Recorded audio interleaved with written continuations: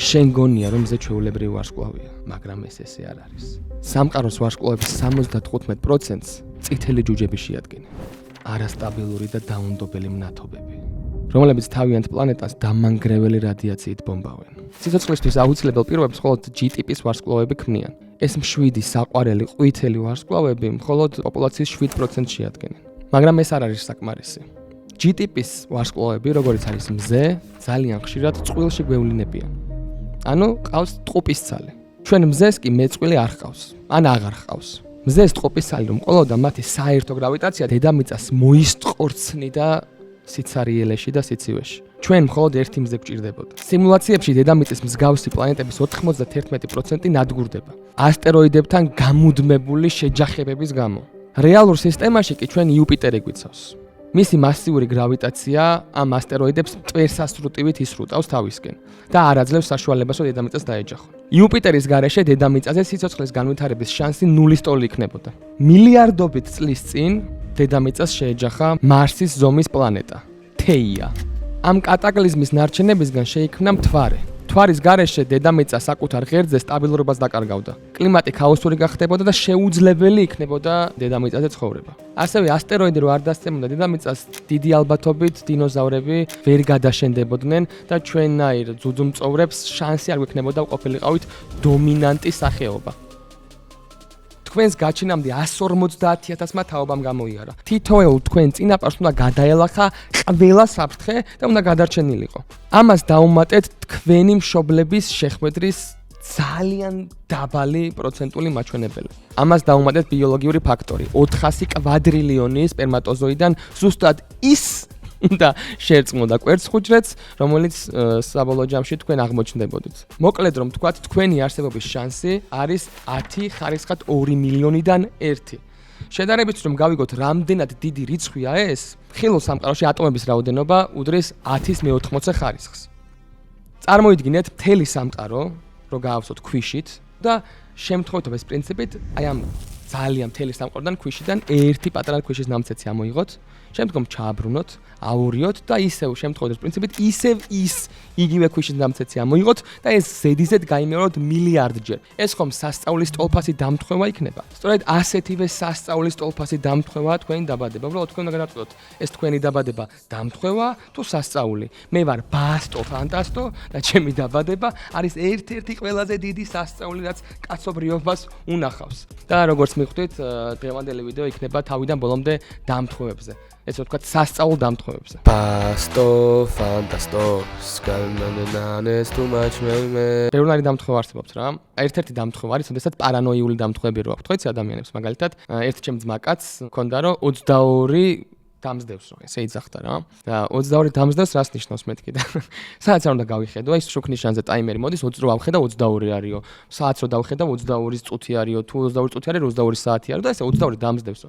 და მეთქი დღის განმავლობაში საათს რამდენჯერ უყურებ მეთქი, იმიტომ რომ გეშინია წინასწარ რომ აი 22 არ დაგხვდეს, 100 ჯერ ამოწმებდა დღის განმავლობაში საათს და იმ 100 ჯერ 3 ჯერ 22 რო დაემთხეოდა, ეგ ამახსოვრდებოდა დანარჩენი 97 ჯერ რომ საერთოდ არც ერთი 22 არ იყო, ორიანიც რო არ ეწერა, მაგას არ აქცევდა ყურადღებას. ხო და არსებობს დამთხევები და არსებობს პატერნები, რომლებიც ჩვენ გვჯერა რომ დამთხევებია, ანუ ჩვენ გვჯერა რომ სასწაულია რა, ანუ დამთხევა, მაგრამ გვამახსოვრდება როგორც დამთხევა. ანუ ჩვეულებრივი მოვლენა, მაგრამ გვამახსოვრდება როგორც დამთხევა. ესეთი რაღაც არის, რომ დამთხევა არისო, როდესაც ადამიანის ეგო შეეჯახება სამყაროს გულგრილობას. ანუ სამყარო გულგრილიაო, ყველაფერი ჩვეულებად ხდებაო, მაგრამ შენ ადამიანის ეგო იმდენად და ტვინი იმდენად მიდრეკილია, რომ რაღაცა აზრი იპოვს ყველაფერშიო, რომ აი ამ დამთხევებს ეძებს, თუმცა სამყაროს მაგრაფეხებზე კიდიო, პროსტა ხდებაო რა. და აი მაგორის შეჯახება არის ეს დამთხევაო. მაგრამ მე თქვენ მოგიყვებით რამდენიმე დამთხევას უი, ხო? სანამ დავიწყებთ, ცოტა ენერგია მჭირდება. ეს რო იცოდეთ ისე მაინც მეგობრებო, ეს დამძღვევი მიკროფონი. ეს რო იცოდეთ ისე ხა ფოკუსში არ ვარ, მაგრამ არა უშავს. ეს ის მაისურია, შეერთხელ რომ ეცვა და გული რომ ერევა ვიდეოს წაშლა რომ მინდა, მაგრამ ალგორითმის რო არ ვარ ვიდეოს წაშლა. ეს ჩემს საყოველთაო სტარბაქსმა გამიგზავნა. კიკოფი არ გაჩერდე. ეს მე დატაპსონას ლიგა 1-ზე რო წავედით და სეტანტასგან ცველდებით, ისევ მაქვს კოდი რა თქმა უნდა, შეგიძლიათ გააქტიუროთ სეტანტას პრომოკოდი BASTO დიდი ასოებით და ისედაც 50 კაპიკიან სერვისზე მიიღოთ კიდევ 30%-იანი ფასდაკლება. დიდი მადლობა ყველას ჩემთან ერთი ყავა. Starbucks-მა ჩამიპარტნიორდა ყველა ყავით. და რაღაც ეტაპზე მარტო ამ ყავის ბოდიში კაქტუსო, უფრო მნიშვნელოვან ადამიანს დავდებ შენ. უფრო საბოლოო ჯამში ამის ფანი გავხდი რა. ისეთ დამთხოებს გეტყვით, რომელიც შეგიძლიათ გადაამოწმოთ და მიხვდებით რომ რეალურია, მაგრამ თუ მენდობით არ გადაამოწმოთ რომ მაგაში არ დახარჯოთ, უფრო დრო დახარჯეთ. აი ამის სახეს ჯდომით. მოდი დავიწყოთ ჩარლი კირკის მკვლელობით. ეს ყველაზე ახალი დამტყვევაა, რაც მოხდა. როგორც იცით, ჩარლი კირკი შეიწირა სნაიპერმა, ესრულა ტყვია, გაარტყა ყელში და საჯარო გამოსვლა ჰქონდა, რაღაცა როგორც იცოდა ხოლმე მიდიოდა და უნივერსიტეტებში კითხვებს უსვამდნენ და ეს პასუხობდა თავის იდეოლოგიას თესავდა ერთ-ერთ უნივერსიტეტში, როცა მოკლეს რა. არსებობს ესეთი ფილმი Snake Eyes 1998 წლის ფილმია, თამაშობს ნიკოლას კეიჯი, სადაც პრეზიდენტის მრჩეველი ჩარლზ კირკლენდი იმყოფება საჯარო ადგილას და სნაიპერი კლავს მას გასროლით ყელში. ჩარლი კირკი მსგავსად საჯარო ადგილას პრეზიდენტის მრჩეველივით ადამიანი, პრეზიდენტთან დაახლოებული პირი ზუსტად იგივენად კვდება. ძალიან საინტერესოა, იმიტომ რომ ჩარლი კირკი არ არის ეგეთი სახელი რა. ჯეკ ჯონსონი არ არის ჩარლი კირკი, რომ დამთხევა იყოს რა.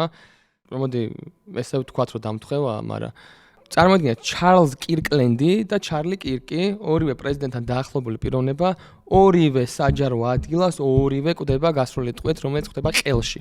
ამაზე არ გავჩერდეთ, მოდი იმასაც დავამატებ, ჩემო საყვარელო ბეიბი ბუბუებო, რომ ვინც ეს ადამიანი მოკლა, მოდი ფილმით დავიწყებ. ფილმში ვინც ჩარლზ კირკლენდის წინააღმდეგ ვინც შეთქმულებას აწყობს, ეგ ადამიანი არის მოკრივე ლინკოლნ ტაილერი და ჩარლი კირკის ოფიციალურად მკვლელი. არის ბევრი შეთქმულება მანდაც რა მაგას არ მოუკლავს და ასე შემდეგ, მაგრამ ოფიციალური ვერსიით ჩარლი კირკის მკვლელი არის ტაილერ რობინსონი. ანუ ეს ძალიან დიდი დამთხევა არა, მაგრამ ეს რომ მარტო ეს რო ყოფილიყო გასაგები, მაგრამ იმ ყველაფერთან ერთად ჩარლი კირკი, ჩარლზ კირკი, პრეზიდენტთან დაახლოებული პირი, პრეზიდენტთან დაახლოებული პირი, საჯარო ადგილი, ყელში ტყვია. აი მაგას რომ ემატება ის რომ მკვლელის სახელი ტაილერია ერთის პირველი მეორეს მეორე. ეს უფრო ამძაფრებს სიტუაციას რა. ეს არის ერთ-ერთი ჩემი საყვარელი დამთხევა. ვალდებულები ვართ მეგობრებო, რომ ვთქვათ, რომ დამთხევა არის, მაგრამ არ ვიცი რა, ძალიან უცნაურია. ალბათ ყველაზე მარტივი არის იმ იდეოლოგიის ადამიანებისთვის ამის ახსნა, რომ ვინც მანიფესტირებს ხოლმე, რომ აი მანიფესტაციას ვახდენ და ნანუკამ იცის ხოლმე, რომ кейს ყიდულობს წინასწარ iPhone 17-ის, რომ მე iPhone 17 აჩუქო თქვათ და აჩუქეს. ხო და ალბათ ეგ არის შეიძლება მანიფესტირებს, მაგრამ ეგ თუ არსებობს მანიფესტაცია თუ არსებობს, ebro. მანიფესტაცია თუ არსებობს, მე ЧП-ში ხვდები YouTube-ის პრეზიდენტი, იცი, ეგრე მთავრდება. მაგრამ ვაჟიკო მქვია, რამ დამთხევაა, შეხედე? ვაჟიკო მქვია, მე ხვდები YouTube-ის პრეზიდენტი. ხო და შეიძლება YouTube-ის პრეზიდენტი გავხდე. თუ YouTube-ის პრეზიდენტი თუ გავხდე, ესე იგი ეგენი არიან მართლები, ვინც მანიფესტირებენ და გვასწავლეთ მე რა როგორ შეიძლება მოხდეს რა. შემდეგი იყოს აბრაამ ლინკოლნი და ჯონ კენედი. იმას რომ თავი დავანებოთ, რომ ჯონ კენედიც და აბრაამ ლინკოლნიც ორივე პრეზიდენტი იყო და ორივე ტყვია მისხვერპლა. აქ არის ძალიან ბევრი დეტალი, რომელსაც ყურადღება ალბათ არ მიიქცევიათ, ვინც მიაქციათ ყურადღება ბოდიში, რომ მეორეჯერ უნდა მიგაქცევნოთ ეხა ყურადღება. ამ ორ პრეზიდენტ შორის არის ესე რომ ვთქვათ 100 წელია სხვაობა, რაც ყველაფერი ხდება მაგათ შორის. აი მაგალითად აბრაამ ლინკოლნი კონგრესში აირჩიეს 1856 წელს, ჯონ კენედი აირჩიეს 1946 წელს, ანუ 100 წელია სხვაობა. პრეზიდენტად აირჩიეს აბრაამ ლინკოლნი 1860 წელს, ჯონ კენედი აირჩიეს 1960 წელს. 100 წელია ისევ სხვაობა. აბრაამ ლინკოლნის მემკვიდრე, ანუ ვინც მერე უნდა გამხდარიყო პრეზიდენტი იყო ენდრიუ ჯონსონი, რომელიც 1808 წელს დაიბადა და ჯონ კენედის მემკვიდრე იყო ლინდონ ჯონსონი, რომელიც 1908 წელს დაიბადა. აქაც ჯონსონები რომ ემთხვევა, მაგას რო თავი დავანებოთ 100 წლიანი სხვაობა ზუსტად. მკვლელობის დღე ორივე არის პარასკევი, ჯონ კენედის და აბრაამ ლინკოლნის პარასკევ დღეს მოკლეს. ორივე სიკვდილის მიზეზი არის ტყვია თავში. მაგრამ აქ არის ძალიან საინტერესო, ერთი ყველაზე საინტერესო დეტალი. ეს ხო თითქოს ვაუ, ხო არის. მაგრამ აქ ეხა ისეთი დეტალია, რომელიც კი არა, აი ძალიან მაგარია რა. ეხა უსმინეთ. ლინკოლნის მდივანი, ვინც გააფრთხილა პრეზიდენტი რომ არ წასულიყო თეატრში, სადაც მოკლეს, გვარად იყო კენედი. და კენედის მდივანი, რომელმაც ურჩია კენედის, რომ არ წასულიყო დალასში, გვარად იყო ლინკოლნი. ეს ხო საოცრებაა, მაგრამ კიდე პატარა დამთხევას დაგიმატებთ ეხლა, რომ თეატრი სადაც აბრაამ ლინკოლნი მოკლეს, ფორდი იყო. ანუ ფორდში მოკლეს. ჯონ კენედიც კადილაკში მოკლეს, რომელიც ფორდის ის არის და ესე რომ ვთქვათ, ფორდში მოკლეს რა. ძალიან უცნაურია. ისევ გადავდივარ იქამდე, რომ ერთადერთი ან დამთხევა, ისევ ეს სამყარო გულგრილობას ეჯახება ჩემი ეგო და ჩემი იდეოლოგიისკენ. ყველაფერში აზრს რო ვეძებთ, აი ეგ ეჯახება სამყაროს გულგრილობას, ან ეგ სიტუაცია, ან არ ვიცი, ნანუკა მართალი ხარ. თუ შეიძლება რომ მანქანაში ხო იცი ზურგის დასაფენები როა. ეგ რო გამოვიწეროთ თუ შეიძლება. დიდრული რამე, ფერარის ლოგოთი. ან არ ვიცი რავი, თვითფრნავის რაღაცა გასაღები. პრაივატ ჯეტის გასაღები თუ შეიძლება. ძალიან მარტივად არსებობს ესეთი ადამიანი კალბატონი, რომელიც 3 დიდი გემი ჩაიძირა მიჯრით. ეს იყო ოლიმპიკი, ტიტანიკი და ბრიტანიკი. 3-ვეს ერქვა ვერ ჩაიძირებაო, 3-ვე ჩაიძირა და 3-ვეზე იმყოფებოდა ეს კალბატონი. ვაიოლეტ ჯესოპი, ესეთი კალბატონი იყო, რომელიც 3-ვე გემზე იყო. ჯერ იყო ატლანტიკზე, ჩაიძირა ეს გადარჩა. მერე იჯდა ტიტანიკზე, ჩაიძირა ეს გადარჩა, შემდგომ იჯდა ბრიტანიკზე, ჩაიძირა გადარჩა. ეს ახალი როგორც ბაზოლდრინი რო დაგვევასება, ხო გახსოვთ რომ ბაზოლდრინი იმიტომ გვევასება, რომ ზოგადად ვინც არიცით, ბაზოლდრინები იმიტომ ქვია ჩვენ ჩატს, რომ ბაზოლდრინი იყო ადამიანი, რომელმაც მთვარეზე მოისაქმა. და ჩვენ ვართ ადამიანები, მოძრაობა, ჩემი გამომწერები და მე ვართ მოძრაობა, რომელსაც შეუძლებელი არაფერი არ არის. ამ შეუძლებლის სინონიმად რაც არის ჩამოყალიბებული, ეგ მართლა გააკეთა. და არსებობს ასევე ადამიანი, ვაიოლეტ ჯესოპი, რომელიც ვერაფერმა ვერ ჩაძირა.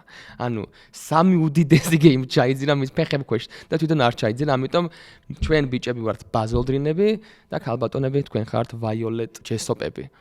1974 წელს 17 წლის ნევილ ებენსენი მოპედით მგზავრობისას იღუპება. მიზეზი არის მოპედით მგზავრობისას ტაქს ეჯახება. He's dead. What? He died last night. Are you joking? No. He had a heart attack. A man died. You're smiling. I'm not smiling. და 1 წლის შემდეგ ზუსტად 1 წლის შემდეგ მისი ძმა იგივე მოპედით მგზავრობისას იღუპება. მიზეზი არის რომ მოპედით ტაქს ეჯახება. აქ ორივე მკვლელობის შემთხვევაში ერთი და იგივე ტაქსი იყო.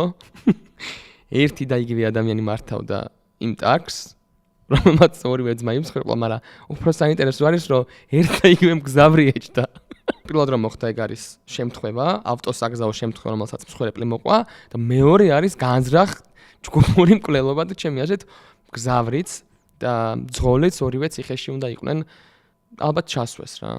თორემ მესამე ძმაც ყავდათ მაგათ თურმე და მაგათ უმიზნებდნენ. ტიტანიკი, როგორც იცით, ტიტანიკი იყო შემთხვევა, ანუ დოკუმენტური ამბავია, ანუ ნამდვილი ამბავია, რომელზეც გადაიღეს მერე მხატვრული ფილმი. როგორც იცით, 1912 წელს ჩაიძირა ტიტანიკი, მაგრამ ტიტანიკის ჩაძირვამდე 14 წლით ადრე დაიწერა, გამოიცა ესეთი ნაწარმოები.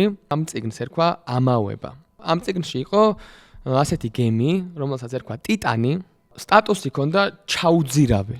ანუ როგორც ტიტანიკს ჰქონდა ჩაუძირავი გემის სტატუსი და ეგეთივე სტატუსი ჰქონდა 14 წლით ადრე დაწერილ ნაწარმოებში გემს, რომელსაც ერქვა ტიტანი, ასევე სტატუსი ჰქონდა ჩაუძირავი. მიზეზი ჩაძირვის გახდა ორივე შემთხვევაში აისბერგთან შეჯახება. წიგნშიც და რეალობაშიც ორივე მოხდა აპრილის თვეში და პრობლემა რაც შეექმნა ორივეს, ტიტანსაც და ტიტანიკსაც, იყო ნავების უკმარისობა. ძალიან საინტერესო არის, როდესაც ნაწარმოებს წერ, სადაც ჩაუძირავ გემზე საუბრობ, რომელსაც ტიტანს დაარქმევ და უდიდესი გემია, ჩაუძირავია. შეეჯახება აისბერგს, ჩაიძირება და ნავების უკმარისობის გამო ბევრი ადამიანი დაიღუპება. და შემდგომ 14 წლის შემდეგ ხდება ასეთი კატასტროფა, სახელად ტიტანიკი, რომელიც ჩაუძირავი გემია, მიდის აისბერგს ეჯახება და იძირება. და რა თქმა უნდა, გადარჩენილები არიან ცოტანი, იმიტომ რომ ნავების უკმარისობის გამო უმეტესობა ეწირება ამ კატასტროფას. ისევ მიმართავ ჩემს შეყვარებულ ნანუკა ბეკამურს. სეიფი რო ვიყიდოთ, დიდი სეიფი რო ვიყიდოთ, ოქროების შესალაგებელი სეიფი რო ვიყიდოთ, თემუდან რო გამოვწეროთ, თუ შეიძლება. რა ვიდეოსაც განახებთ, ის ვიდეო რო არსებობს, არის საუკეთესო დამცხვევა, რაც ბოლო 1 წლის განმავლობაში გავიაზრე. ამ ადამიანმა რომ მობილური ამონიყო და ამ ადამიანს ვიდეო გადავიღო, ეს არის ჩემთვის ყველაზე კარგი დამცხვევა, რაც მომხდარა რა. ანუ წარმოიდგინეთ ეს ვიდეო რო არ არსებობდეს. ეს ქალი ამას აკეთებდეს. და ამ ბიჭს ვიდეო არ გადაიღო და ყველა საცლო რა არის, რომ ეს ვიდეოს რო უღებს, ეს მე ზემოთ უღებს რაღაცას. ანუ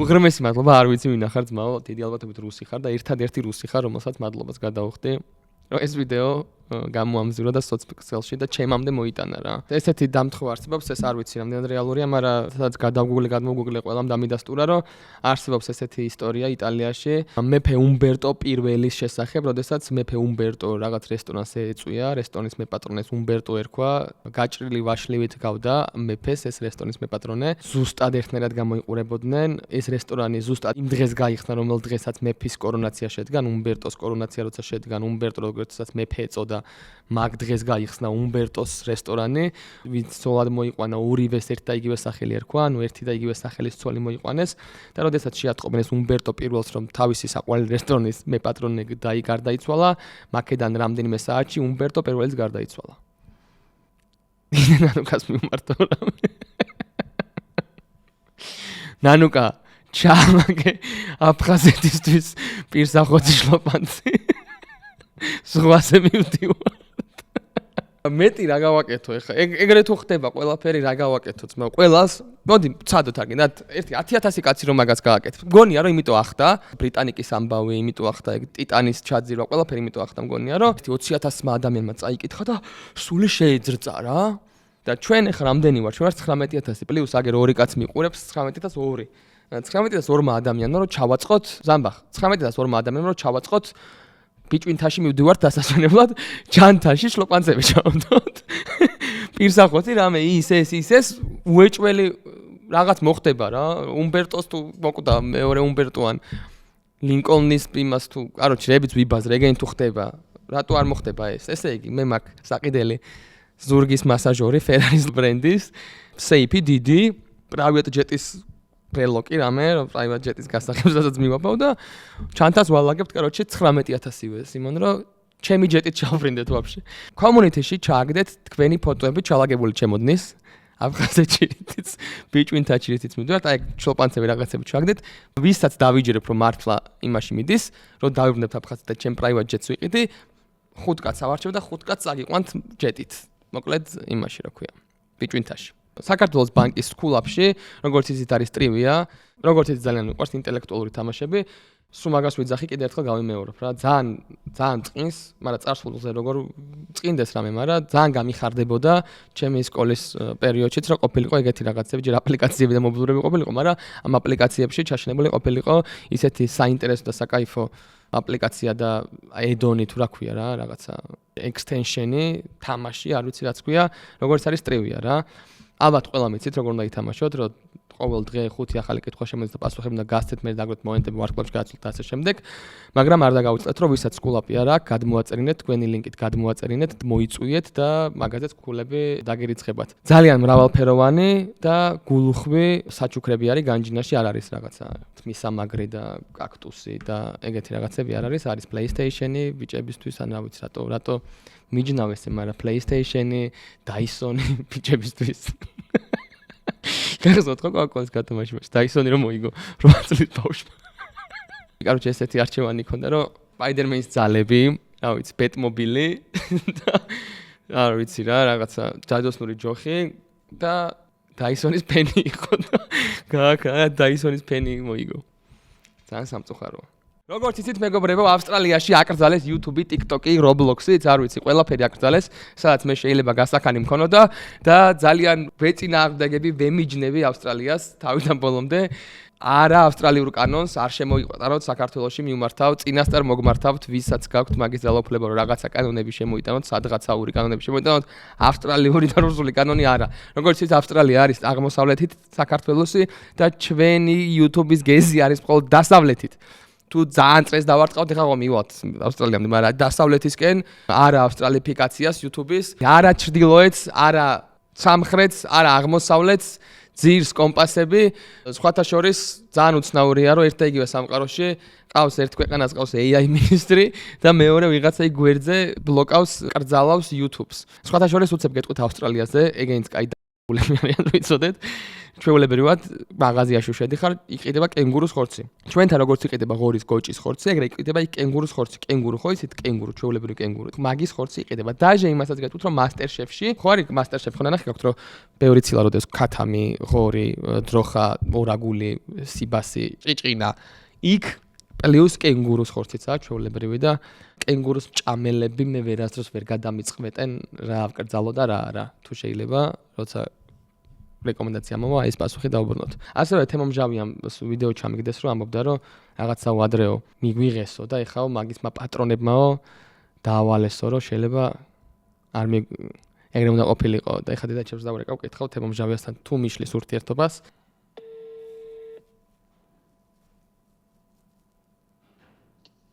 დედა შენ თემომჟავიასთან მიშლი ურთიერთობას როგორ? თემომჟავიასთან მიშლი ურთიერთობას უცებ მითხარი მეჩქარება თემომჟავიასთან არა. ხო არა. არაფერი კაი ანუ აი საიდან მოგაგწმაო წავედი ახლა გამოიწერეთ არხი იქამდე სანამ აიკრძალება YouTube-ი საქართველოში მინდა რომ 100,000 გამომწერამდე ავიდე ამიტომ გამოიწერეთ ჩემი არხი თუ 100,000 გამომწერამდე არ ავალ და YouTube-ი აიკრძალა ვაი თქვენი ტყავის ბრალი კოცნით